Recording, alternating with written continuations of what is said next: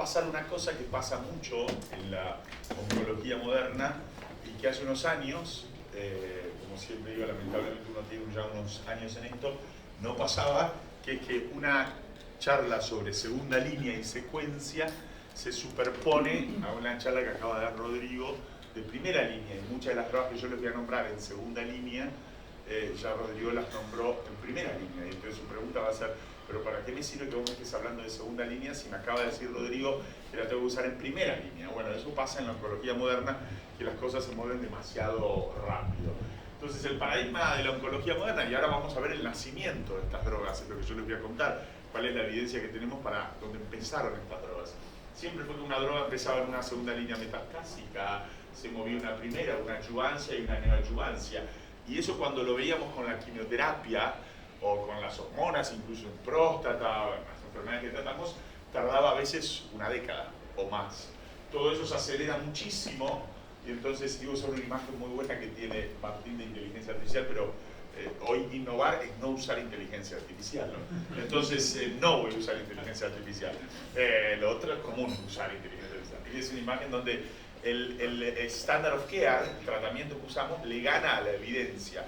Y eso es lo que pasa, cambia tan rápido el standard of care que nos quedamos como pedaleando en el aire en la evidencia, sin tener evidencia de qué hacer, porque lo que hacíamos cuando un estudio empezó es distinto de lo que hacemos cuando un estudio terminó. Y la verdad, entonces no sabemos cómo acomodar las cosas y constantemente se generan necesidades insatisfechas, ¿sí? Esto era, bueno, a propósito del P103, ya fue nombrado, ya. Esto fue una charla, fíjense cómo cambian las cosas, lo dejé a propósito, esta charla parecida, obviamente la tuve que cambiar, la dimos en Barranquilla, también con Rodrigo y con Martín, viajando allí con el curso, y ahí todavía lo único que sabíamos era un comunicado de prensa, pero no habíamos visto todavía las cosas que le mostró Martín. Y todos estamos de acuerdo que este estudio, que se conocerá probablemente segunda mitad de este año, principio del que viene, que es en elegibles a cisplatino, también va a ser positivo.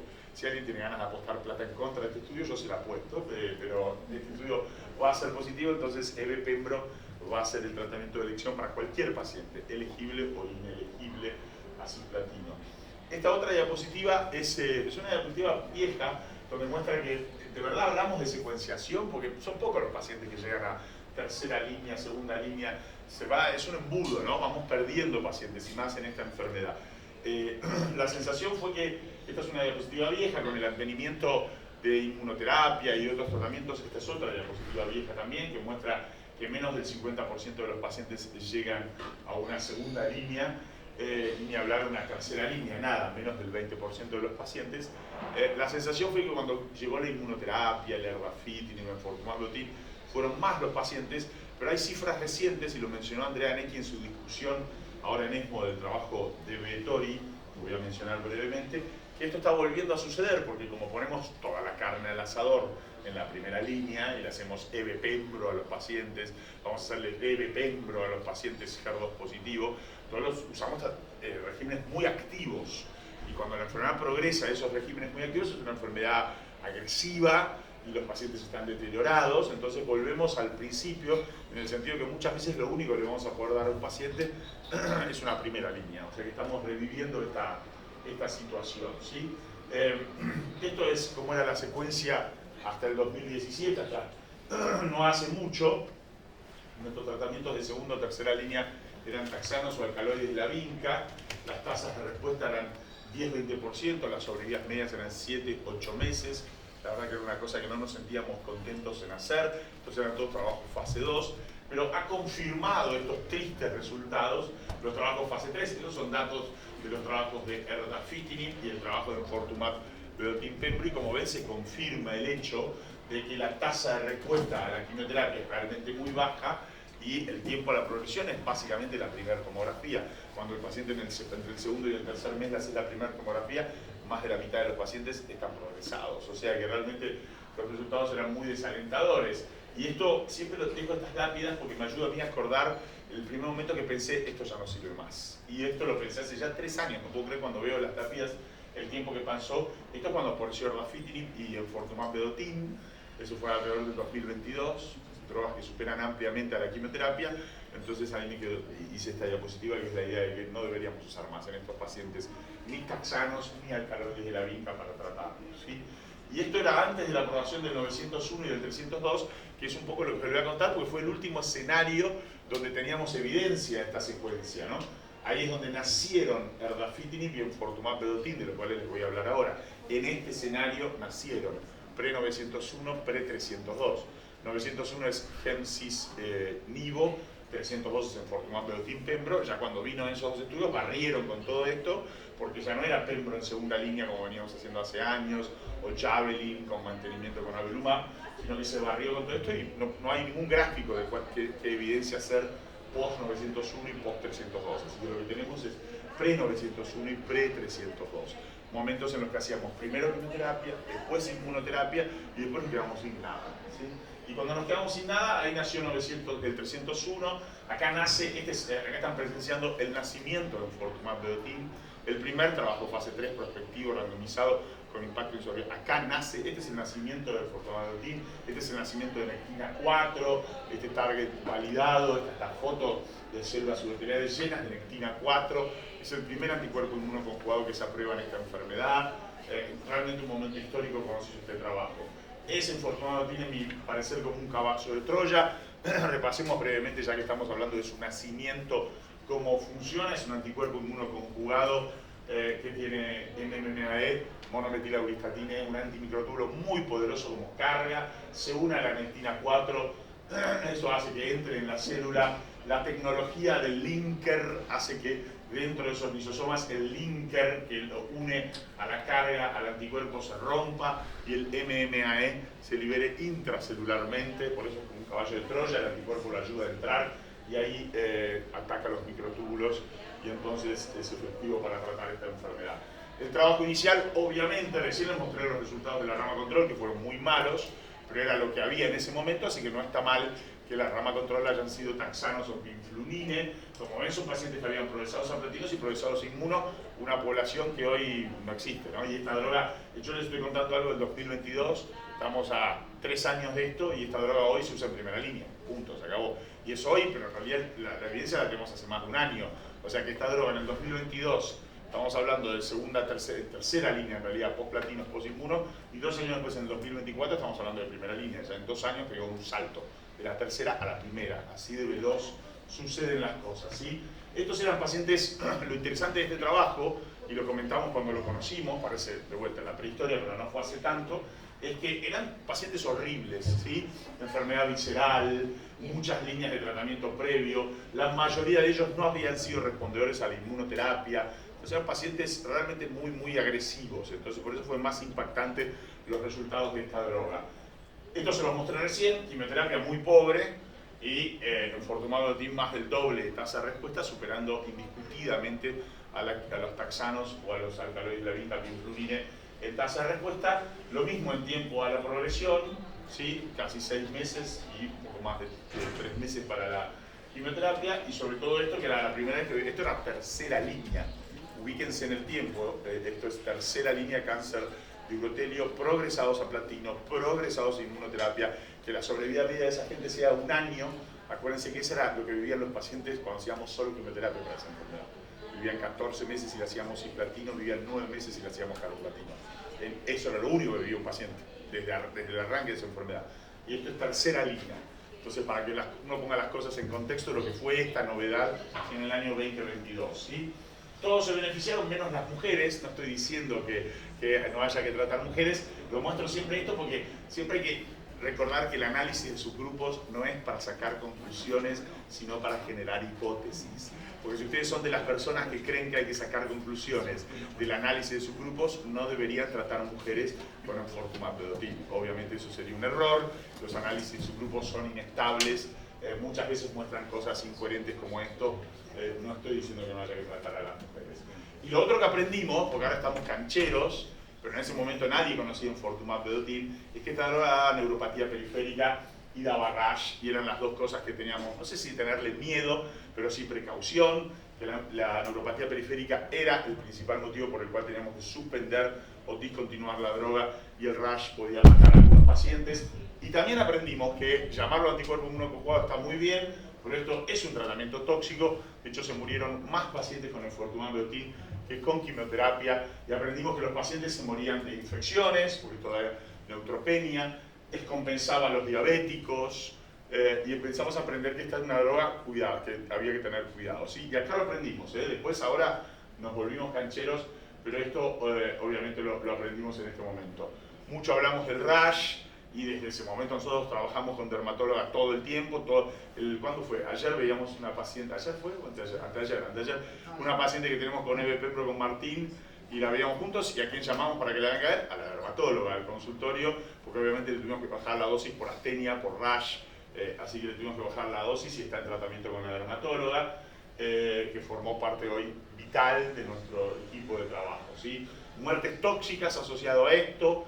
Se nos murió un paciente, de hecho uno de los primeros que hizo en Fleming, con un rash bastante generalizado, más una neutropenia, se murió en terapia intensiva, haciendo enfortumab vedotin. Estas cosas pasan, lamentablemente pasan. Hay un timing de inicio de las toxicidades, por si todavía no tienen experiencia con la droga. Lo primero que puede pasar en los diabéticos, y a veces no en los diabéticos, pero sobre todo en los diabéticos no muy compensados, es que hay hiperglucemias, y ha habido reportes de muertes tóxicas por cetoacidosis diabética, por ejemplo. Así que ojo con los diabéticos descompensados, eso aparece velocísimamente. El rash aparece rápido, a veces los pacientes reciben 2 dosis y te dicen que le empieza a picar la piel, a tirarle la piel, y le aparece el rash. Aparece muy rápido. Después aparece lo del ojo seco. Esto no sería un trastorno muy importante, pero bueno, aparece ojo seco. Neumonitis, ha habido alguna descripción de cuadros severos y alguna muerte tóxica también por neumonitis, así que ojo cuando lo dan con Pembro, porque están usando 2 drogas que dan neumonitis, así que ojo con que el paciente tosa o le falte el aire, atentos a eso. Y después la neuropatía periférica, obviamente como la toxicidad crónica llamaríamos, que tarda un tiempo en aparecer, que muchas veces es progresiva, puede ser incluso motora, y es la que más te obliga a suspender definitivamente tratamientos, y decir, bueno, este paciente no puede recibir más porque de verdad tiene neuropatía periférica. O sea que esto del caballo de Troya es un caballo de Troya al que se le escapan los soldaditos, ¿no? Los troyanos se le escapan por la puertita. Cuando digo se le escapan los soldaditos, se le escapa el MMAE fuera de la célula tumoral, porque obviamente la neuropatía periférica es por el MMAE, que es un antimicrotúbulo que está dañando las células nerviosas, ¿no? Entonces se le escapan algunos troyanos a ese caballito de Troya. Tenemos también evidencia, un estudio, esto es una época, hoy en día, fíjense cómo las cosas quedan desactualizadas, pero en ese momento fue como el auge de usar inmunoterapia en primera línea para cáncer de vejiga unfit a cisplatino. Si el paciente era unfit a cisplatino, ni siquiera pedíamos un PL1, después se pidió PL1, pero muchas veces hacía inmunoterapia. Se arrancaba con inmunoterapia, atezolizumab, Saúl se llamó el trabajo, Saúl, ¿no? Sí, Saúl se llamó el trabajo en el que nosotros participamos, pembrolizumab se usaban en primera línea en cáncer de urotelio. Entonces era una época en que se usaba inmunoterapia. Entonces también se hizo un estudio, que fue el 201, que fue quizás la primera vez que se usó EV en pacientes unfit a cisplatino, ¿sí? Entonces estos eran pacientes que hacían solo inmunoterapia, tenía 2 cortes, pero nos focalizamos en esta corte, pacientes que hacían inmunoterapia y que después recibían enfortumab vedotin, ¿sí? Pacientes de vuelta muy enfermos, con mucha enfermedad visceral, ¿sí? Malos respondedores, solo el 25% había respondido a inmunoterapia, como suele suceder, el 75% no responde a la inmunoterapia, y esta curva fue bastante impresionante, ¿sí? 88% de los pacientes tuvieron respuesta, 50% de respuesta objetiva, 20% de respuesta completa. De vuelta, este es el nacimiento de enfortumab vedotin. Hoy todos sabemos que enfortumab vedotin es una droga extraordinaria, pero esto pasaba algunos años atrás cuando realmente impactaba y no conocíamos su futuro. Rápida respuesta, los pacientes responden en menos de 2 meses, responden muy rápido a esta droga. Respuestas duraderas y una sobrevida. Acá estás tratando a un paciente que no puede recibir cisplatino, o sea que claramente no es un atleta olímpico, es una persona grande, sorda, con neuropatía, con insuficiencia renal, comórbido, ¿no? Claramente frágil, porque si no, no es no apto a cisplatino, que ya hizo inmunoterapia, que no respondió, 0 opciones, y de repente tiene una sobrevida mediana de 16 meses. Entonces estos son números que no los vean con el lente de hoy hacia el pasado, sino traten de ubicarse en ese momento para entender la relevancia que tenían los datos en ese momento. Y de vuelta, bueno, los efectos adversos que ya conocíamos en el enfortumab vedotin. La otra droga que nació en ese momento, y esta sí sigue ocupando ese lugar, esta no ha encontrado todavía su avance a la enfermedad localizada, pero sí les contó Martín que ya la estamos usando en una enfermedad no músculo invasiva, Y cuando se lance el TOR se va, el pretzel se va a lanzar en enfermedad no músculo-invasiva, porque enfermedad músculo-invasiva ha fracasado el programa del pretzel, eso hay que decirlo, nosotros estamos personalmente involucrados en eso porque hemos hecho estudios con el pretzel en enfermedad músculo-invasiva que han sido negativos y se han escondido un poco bajo la alfombra, y eso nosotros no estamos súper de acuerdo con que haya sido así, pero bueno, cuando se lance el pretzel, se va a lanzar en enfermedad no músculo-invasiva y se va a lanzar con gemcitabine para los BCG refractarios y con erdafitinib para los mutados, pretzel con erdafitinib adentro. O sea que esta droga va a saltar rápidamente de la tercera línea metastásico al no músculo invasivo FGFR mutado. Ese es el salto que va a pasar esta droga cuando se apruebe, nada más va a salir 70.000 euros. Bueno, erdafitinib es un inhibidor del factor de crecimiento del receptor, el factor de crecimiento fibroblástico. Esto es tremendamente frecuente en cáncer de urotelio y ya esto adelantaba el futuro, donde es más frecuente en el cáncer de urotelio no músculo invasivo. Es una alteración molecular temprana que la enfermedad pierde muchas veces cuando se vuelve músculo invasiva o cuando se vuelve metastásica. Más relacionado con los tumores luminales, en realidad no se sabe si es que lo pierde o si es que estos pacientes no progresan tanto a músculo invasivo y a metastásico, y por eso no lo vemos tan común en metastásicos como sí se ve en no músculo invasivo. Por eso es lógico que esta droga se desarrolle en no músculo invasivo. Y lo otro también se ve, eso no sé si estaba por acá, en tracto superior más que en tracto inferior. Ahí está, esto estaba por acá, si no lo encontraba. Es más común en los pacientes con enfermedad de pelvis, renal o de uréter. Esto es importante por el caso clínico que les voy a contar en un minuto, ¿sí? El erdafitinib inhibe todos los receptores, es hasta ahora la única droga de esta familia aprobada. Hay otras estrategias terapéuticas en desarrollo, inhibidores de tirosinquinasa más potentes, anticuerpos, pero por ahora erdafitinib es el único que está aprobado. Lo testeamos por secuenciación de nueva generación, esto lo costea Janssen. Estas son las mutaciones y las translocaciones, porque se testean dos tipos de alteraciones, puede estar mutado el receptor o puede estar traslocado con otros receptores que lo vuelven muy activo, y eso es todo lo que se testea con NGS. Y esta es, les contaba ayer en la cena Laura, el primer paciente en Uruguay que recibe erdafitinib es un paciente mío. Él hizo los papeles aquí en Uruguay para que el amparo se lo cubra. Le cubre, creo que me dijo, el 80% y el otro 20% lo paga él. Al principio él venía a Argentina. Sí, es decir, que lo testeó, pero el paciente lo veo yo. Sí, Martín Ángel se llama Madera. Ni lo conoce Martín Ángel, el paciente, queda tranquila, Laura. José Luis se llama, ahí abajo está el apellido, pero no lo voy a decir. Bueno, y él venía primero a Argentina, le hacía yo las recetas de erdafitinib, iba a la droguería, compraba erdafitinib y se volvió a Uruguay con sus cajitas de erdafitinib. Obviamente José Luis fue operado acá, lo operó Levin a este paciente, pensando que era un tumor de riñón, y terminó siendo un tumor de pelvis renal que invadía el riñón. Y como buen tumor de pelvis renal fue mutado para FGFR, lo testeamos por Janssen en Argentina. Él hizo Javelin en primera línea, respondió, estuvo un tiempo con avelumab, después progresó, hizo metástasis hepáticas, pulmonares y óseas, y ya lleva 8 meses de respuesta a erdafitinib, lo sigue tomando. Ahora van a ver las fotos de las manos de José Luis, que también son como típico paciente que toma erdafitinib, ¿sí? Este fue el estudio inicial, un estudio fase 2, pequeñito, para encontrar la dosis, ¿sí? Fíjense que era pacientes con carcinoma uroterial. La idea era encontrar la dosis de erdafitinib y ajustarlo según si hacían o no hiperfosfatemia. Estos eran pacientes ya progresados a quimioterapia, no tanto inmunoterapia en ese momento, ¿sí? Vos te tenés que hacer una fosfatemia al día más 2 o 3 semanas y ajustar tu dosis, subir la dosis si el paciente no le subió el fosfato. Si le subió el fosfato, la dosis se queda en esa dosis. Es como que la está buscando que el paciente, que la droga llegue haga su accionar, y por eso, se aumenta el fosfato, porque la droga inhibe un transportador de fosfatos en el túbulo renal. Entonces ese fue el trabajo BLS, que esta droga era activa, números muy parecidos a enfortumab vedotin. Van a ver una tasa de respuesta de alrededor del 40%, un tiempo de la progresión de 6 meses, una sobrevida global de 12 meses, o sea que si lo piensan, y una manera fácil de recordarlo, es igual que enfortumab vedotin, ¿sí? Que el trabajo 301 que les conté recién. O sea, por supuesto en pacientes mutados. Esos 15-20% de los pacientes a lo sumo, le diría más cercano a 15 que 20, en nuestra población latinoamericana parece haber una menor incidencia de mutaciones que en la población anglosajona, quizás, o europea, y por eso quizás nosotros lo vemos menos frecuentemente. Entonces eso estableció erdafitinib, pero después había que hacer trabajo fase 3 y le pusieron un muy buen nombre, esos trabajos se llaman TOR, ahí es donde el erdafitinib confirmó su utilidad. Hubo dos cortes dentro del TOR, una primera que se presentó en ASCO, donde se comparaba esta erdafitinib con quimioterapia, ¿sí? Queríamos saber si erdafitinib era mejor que taxano sibiflunine, y adivinen si fue mejor o no que taxano sibiflunine, obvio que sí. Y una segunda corte que se comparaba con pembrolizumab. Y ahí se comportó como típicamente se comportan estas drogas. Más tasa de respuesta para erdafitinib, porque es un inhibidor de tirosina quinasa, respuestas más rápidos, pero adivinen cuál duró más de las respuestas, la de erdafitinib o la de pembrolizumab. Duró más la de pembrolizumab, ¿sí?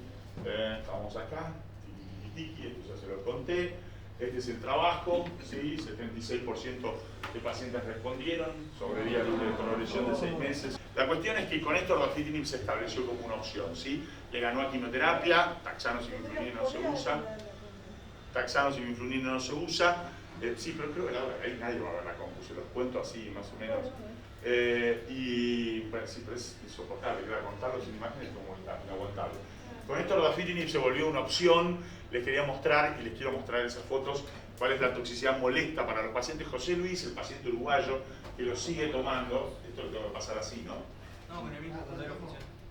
¿Con esto? Pasa con esto, bueno, por lo menos. Toxicidad, esas son las manos de José Luis, el paciente uruguayo, que de hecho ahora está con interrupción del tratamiento periódicamente, porque otra cosa que hace el erdafitinib, que es muy molesto para los pacientes, es esa onicolisis, les destruye las uñas y es realmente muy doloroso para ellos. Así que ahora lo tengo con periodos de descanso obligados por la toxicidad cutánea, ¿sí? Eso es muy molesto con el erdafitinib.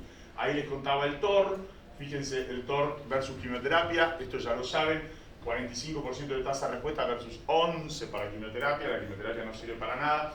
Erdafitinib le ganó en tiempo a la progresión y le ganó en sobrevida global con ese famoso año, 12 meses de sobrevida para erdafitinib. Y después se presentó el TOR contra pembrolizumab. Acá la tasa de respuesta, ahí va, la tasa de respuesta al erdafitinib siempre se mantiene en alrededor del 40-45% y la de la inmunoterapia siempre es 20-25%, así que esa fue la tasa de respuesta de pembrolizumab. Acá lo que hubo es mucha más duración de respuesta para pembrolizumab. Entonces tenemos estas dos curvas típicas, confirman la farmacología, donde los pacientes con erdafitinib responden primero mejor, pero los de pembrolizumab tienen una respuesta más duradera. Siempre digo que estas curvas se parecen a la fábula de la liebre y la tortuga. Al principio la liebre es el inhibidor de tirosina quinasa, responde rápido, pero la inmunoterapia es como la tortuga, que termina a veces ganando la carrera por la duración de respuesta. Sin duda que si fueran más del 20% de los pacientes que responden a inmunoterapia, sería fantástico para todos, pero bueno, eso no sucede. El futuro, ¿qué hacemos después de enfortumab vedotin pembro? Nadie tiene la más mínima idea, porque no hay absolutamente ningún trabajo en esa situación. Aquí les quería mostrar la experiencia más grande que hay de Norteamérica, con pacientes que han tratado post-enfortumab vedotin pembro con quimioterapia basada en platinos. Y cuando haces quimioterapia basada en platino, la mitad de tus pacientes responden. De hecho, el tratamiento que más se utilizó en el estudio 302, el de EVE Pembro que les acaba de contar Rodrigo, fue platinos, post-progresión en enfortumab vedotin pembro. Si uno tuviera que decir qué hace hoy post-enfortumab vedotin pembro, es platinos, carbo o cisplatino, y debería esperar una tasa de respuesta, ahí está, ¿sí? Son apenas 62 pacientes, hacen cisplatino y carboplatino la mayoría de ellos, y ahí tienen las tasas de respuesta de alrededor del 50%, un poquitito más para cisplatino que para carboplatino, como ya sabemos. Entonces, hoy lo que usamos post-EV Pembro es platinos, es quimioterapia basada en platinos. Es una decisión absolutamente empírica, basada en lo que hacen algunos y funciona, sin ningún trabajo que haya demostrado eso. Y esto es la sobrevida media, que no está tan mal, 11 meses. Igual quiero decirles que hay que bancarse platinos cuando progresas en enfortumab vedotin pembro. Yo he tenido varios pacientes que la única línea que pudieron hacer es enfortumab vedotin pembro y no pude hacerlo platinos porque no estaban en condiciones de recibirlo. Pero bueno, si está en condiciones de recibirlo, sin duda es una opción. En Argentina, no sé si en Argentina Animal lo aprobó esto, pero la FDA sí. Otra opción, y esto voy a hablar las últimas palabras, está aprobado para el próximo biomarcador que viene en cáncer de vejiga es HER2, testear para HER2. Es importante decirlo, en vejiga testeamos HER2 como se hace para gástrico, no como se hace para mama, ¿sí? Así que se testea como gástrico, no como mama. El estudio este de AstraZeneca, con el Destiny, utilizó trastuzumab deruxtecan. Como ustedes ven, había, perdón, vuelvo para atrás, un grupo de pacientes con cáncer de vejiga, y en esos pacientes 3 cruces hubo respuestas profundas y duración de respuesta. Así que HER2 es, cuando veíamos el Destiny, y yo mostraba estas diapositivas hace un año atrás, o sea, quizás HER2, decía, es el próximo target validado en cáncer de vejiga. Hoy les digo, no tengan la más mínima duda, porque lo que les voy a mostrar ahora, HER2 está recontra validado y es la recontra esperanza en cáncer de vejiga, se viene con muchísima fuerza, ¿sí? Nosotros tenemos bastante experiencia en Fleming, porque hemos hecho y estamos haciendo trabajos con disitamab vedotin, ¿sí? Fíjense que tiene la misma carga que el enfortumab vedotin, el disitamab vedotin. Eso cuando termina así significa que la carga es MMAE. El segundo nombre es la carga, el primer nombre es el anticuerpo, ¿sí? Entonces este, en vez de ser enfortumab vedotin, es disitamab vedotin y es contra el HER2, ¿sí? Este trabajo chino, porque muchas de estas drogas se desarrollan en China y como los autos nos van a pasar por arriba, entonces con 107 pacientes, una unión de 2 trabajos fase 2, con una tasa de respuesta de 50% en pacientes progresados, llevó a que la FDA le diera denominación de terapia breakthrough, o sea, innovadora. Eso acelera las fases, todavía no está aprobado por FDA, pero acelera las fases. Imagínense lo duro que es para la FDA, que son yankees, darle denominación breakthrough basada en un estudio chino, o sea, con tu archienemigo, ¿no? Lo importante que tiene que ser para que los yankees digan te doy breakthrough basado en estudios chinos, es como un puñal para ellos. Pero bueno, esto es disitamab vedotin, y sin duda nuestro entusiasmo por disitamab vedotin explotó, porque no hay otra palabra para decirlo, con probablemente uno de los más importantes, si no el más importante, en mi opinión, trabajo que vimos en ESMO, obviamente publicado en el New England Journal of Medicine, donde otra vez los chinos, por supuesto, hicieron su esquema con disitamab vedotin más supembro. Supembro se llama toripalimab, es supembro, es una inmunoterapia, y mostraron resultados impresionantes, y los resultados son exactamente iguales en muchos aspectos a los que le mostró Rodrigo con enfortumab vedotin pembro, ¿sí? Pero fíjense que tienen 76% de tasa de respuesta. O sea que las acciones de disitamab vedotin también explotaron luego de que este trabajo fuera presentado en la presidencial, por supuesto por un chino que hablaba dificultoso inglés, pero bueno, fue impresionante el trabajo cuando lo vimos. Nosotros tenemos la experiencia y lo charlamos con Martín, les cuento vida real. Tenemos un trabajo que estamos haciendo en Fleming, que llevamos adelante con Martín, que es disitamab vedotin pembro versus Javelin en primera línea. El otro día incluimos un paciente colega que tenía unas grandes adenopatías en el cuello que le obligaban a torcer el cuello. Lo testeamos, fue HER2 positivo. Como el trabajo es abierto, le tocó disitamab vedotin pembro, lo sabemos.